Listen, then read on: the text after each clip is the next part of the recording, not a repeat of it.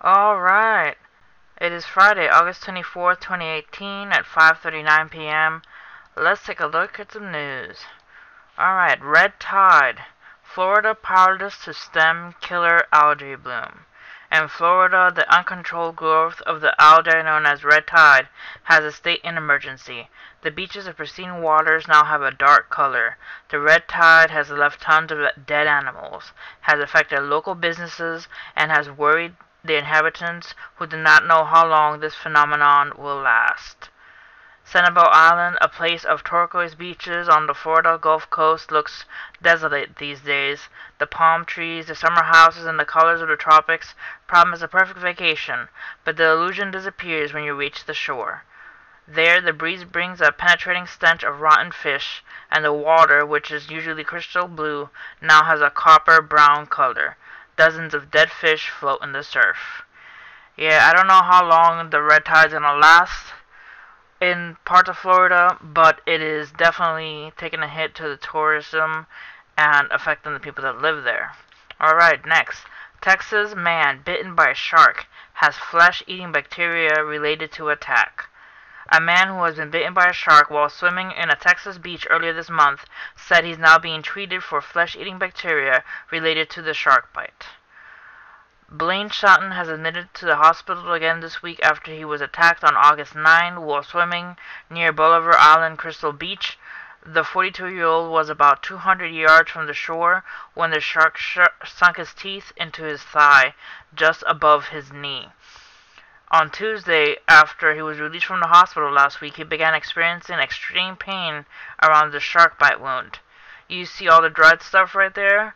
That was dying, Sheldon told the news official station, referencing the tissue the flesh-eating bacteria has taken around his infected wound. Thank God they're helping me with the pain because the other day when I came in, I could hardly walk in there, he said. He added that he's always heard that the bacteria in the water, but never took the warning seriously until now. But to tell you the truth, if you got a scratch on your arm or your leg, I wouldn't get in the water, he said. And if you do bring some alcohol with you to clean it the second you get out, it's nothing to play with. So apparently, off the Texas coast, a man was bitten by a shark, and flesh-eating bacteria related to attack has infected. I don't know if that might have something to do with the red tide and all the bacteria and all the stuff happening in the Gulf, but that's pretty interesting. Alright, next article. Ben Affleck checks into rehab after Jennifer Garner stages intervention. Alright, Ben Affleck checked into rehab for a third time after his estranged wife, Jennifer Garner, staged an intervention, according to multiple reports. TMZ first reported Wednesday that the star checked into a treatment facility after Garner went into his Pacific Palisades home to sit down with him. Garner reportedly left the home visibly shaken before returning shortly after with an identified woman. After that, all three got in a car and headed for a treatment facility. A rep for Affleck did not immediately return Fox's news request for comment. May God bless him and watch over him, and may he be alright at dealing with this intervention and head into the rehab facility. Alright, next. New facial recognition tech catches first impostor at DC airport.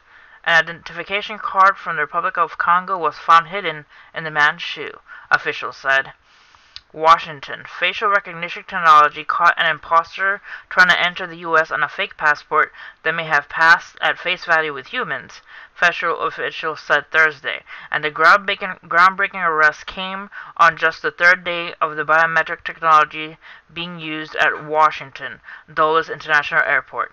The 26-year-old man arrived Wednesday on a flight from Sao Paulo, Brazil, and presented a French passport to the customs officers, according to the U.S. Customs and Borders Protection. Using the new facial comparison biometric system, the officer determined the identified traveler did not match the passport he presented. After being sent for a secondary examination, an identification card from the Republic of Congo was found hidden at the bottom of the man's shoe, officials said. So he was trying to enter the country illegally. We apprehended him, processed him, and returned him back to Brazil.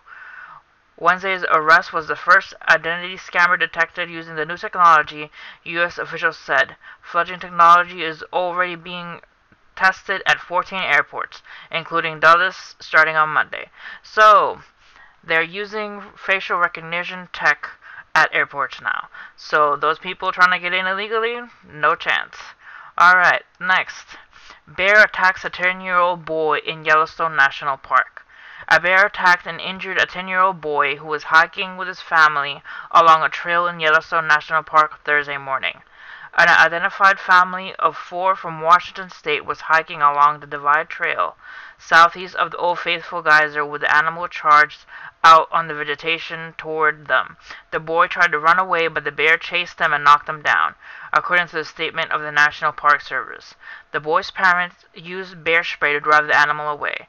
It wasn't immediately clear what caused the bear to attack. After the attack, the family walked back to the trailhead and drove to the ranger station at Old Faithful, where they were directed to a nearby clinic. The boy was then transferred to Big Sky Medical Center in Montana for puncture wounds in his back, wounds around his buttock, and injured waist, public officials said. The severity of the injuries is unclear. Alright, stay safe out there in Yellowstone National Park, because you never know when bears can show up, and wildlife there just roams free. So, Yellowstone National Park, which is located mostly in Wyoming but spreads into parts of Montana and Idaho, is home to grizzly and black bears. It was not immediately known what type of bear attacked the boy. Wildlife and law enforcement officials are investigating the incident and looking for signs that could identify the species involved, park officials said. In the meantime, the Divide Trails and Spring Creek Trail are temporarily closed. Alright, so be careful when walking in Yellowstone National Park. You never know what you can encounter, from bison to bears. It's always good to stay aware of your surroundings. Alright guys, that's it for this video. Hit the like button, subscribe if you haven't, and thanks for stopping by.